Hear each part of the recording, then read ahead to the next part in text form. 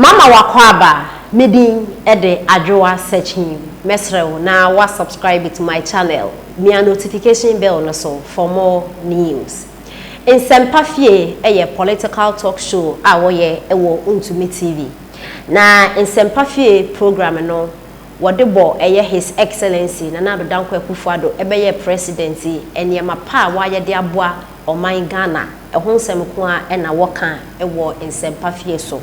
Na ewo ho na omo etrese eye Axim fishing harbour.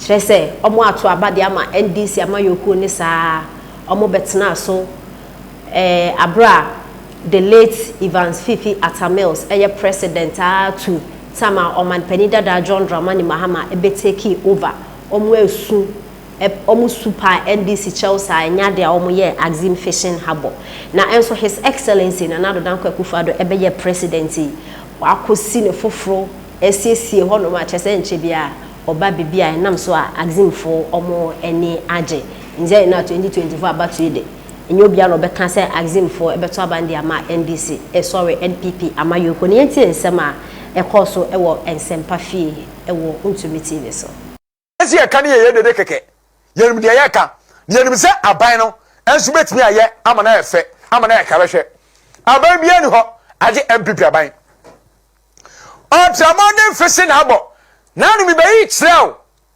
se ene wudu oni kire Axim a mi baya na me fra guys bu Axim wo se nyame adoma efia da edi anim ya ano mampani Nana Addo Dankwa Akufo-Addo ekwa bia no de wo behwe bie no nyame adoma Friday ade we ya kan NDC fo si enye Nana Addo eko kate so NDC fo ekaka kire won mo Axim se wo mo boa na da aban won timi nya fishing harbour we enye ye me ba ke me itself some months ago say and former president mama eko kate so sa so be Axim fishing harbour no hrabasa 8 years o ma anyi no mo do ko ye Nana Addo ba ya kukuro wo kate so na ngofo ya si enye ye ana Nana Addo said no ebeye me I am a man of my words ana kakra ene Axim fishing harbour ene abisafo nyame ya aduma efie da edi anim ye ana mampani ekwa bia no ya wie bibia Axim fishing harbour ewo western region abusia wuwura ma tin se enti Ghana fishing harbour yi na betia ye na ebetia ye fesei ana asesei ana ba bia dunie nana mama mfo hwe ngwengwem no hwe ha sei umusa wonu a wo kopo no a wo bi se ne kwa mo fa so yi nam ene se dia mo production ese akwaso no a age wo mo nsam na okosha danya abanwu adwiregu ho ene se de wese kro no na first ensuo ni yiri se ya abusua na be fa kro mo ni nyina cha de ni nyina afi ho ya ene kama ensuo ni beto ayiri se dai enwa obi afie na baba we na baba bai abusua ompe emphwede esi ho wa fishing harbour keka no then yes your office is a room abusia emebunu a ebefo obadwuma untimi nkan na wan to abama MPP a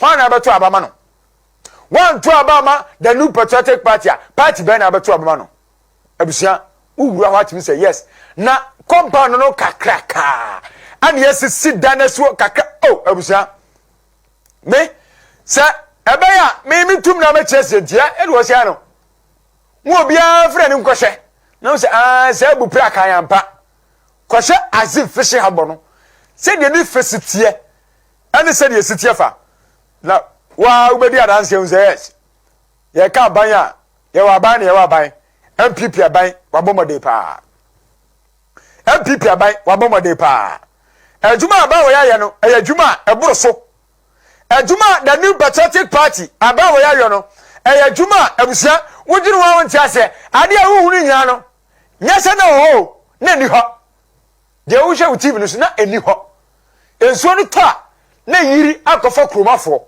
na yiri ekwa amanfo dem wo mo ntimi nkopo enkonyinam ana ba we ba ye anu aye sa fishing harbour no e de ama wo mo kama wo siesie ni kama e de ama de hia wo mo western region ade hia wo mo Axim enei wo mbete so aba enei wo menya semfa so 8 years under the watch of NDC. Woman to me anyo. Ni violence na. Mon kan jam sa me boa. 8 years under the watch of NDC. Mo say abano, we di 8 years. We di 8 years. Ya jetum. We di 8 years. NDC 8 years okrobia. Abusia. Aximfuo habo. Wo mo yoy. Wo ko kate son. Asu am contract sika. Se wo boa. Ada go da de. Ana ko da de so mo Axim. Wo ma anyo. Aba we baye. Anu aye sa afese habo no. Ene memene e kiri kwasie. Edu abra wuko ya wefie. Ma bani ko bia no. Na owia mabunu a ebefo wo madwuma. Any productivity a ebe koso e wa Axim ne patam no. Na mo ho no mabua. Sokoda to ho kwan. Abusia ya ni ani da. Se ho ebetimi anya dual college. Dual college dan no kwan bi fa ha. Na bi fa mienu na ma na bi na bi obi ehuda. Na se na Adankwa Akufuado. From Sokoda to ho abusia e dual college. Ya mo yansama na Adankwa Akufuado. MPP aban. Eti odo ni chei haye onifa so. Ubankum no dan wani hwe no ha ka bi si na nam no ha ba no. Entudu oni hwe picture ni bi wosoro a. On se kwa na ba ko na ha. Dual college way through na Adankwa Akufuado. Sokoda through ho. Enie ya gusu kota kwa no mienu na ma na mienu na ma ka bia no obi a monsa hu bia eni o na Adankwa Akufuado abaya dawroma enu ayo MPP aba dawroma enu oyoyo na ni ho ene ko ho a wo moni age okọ Sokoda ene ne patamu a moni age kwa ne dam saa dual college na Adankwa Akufuado abanya dawroma adwuma waya no yetra 8 years ehu bi da wa sare ase han voter register de ho fo de NDC fo a han omoto obama NDC na so NDC fo ba emputuduma wo mo nsan ka bi empunto wo mo nsan ka bi MPP ababa no aso empunto regu ho MPP aban de wonye yiyimu nana Akufuado wonye yiyimu nana Adankwa Akufuado onye kasa no fompa aha ene sinafre hey Madam Janet Afram mame bibia boko de I'm going to tell you, I'm sorry. And that day, it will not go 2 hours. No, you're going to tell me, I'm sorry. Hello. Hello, political zone. Where are you? Your church, I'm a woman to my palm. You're going to now, Ojon Fuma, you're passing a more beautiful thing and once I say. And so, no free and you one on the president.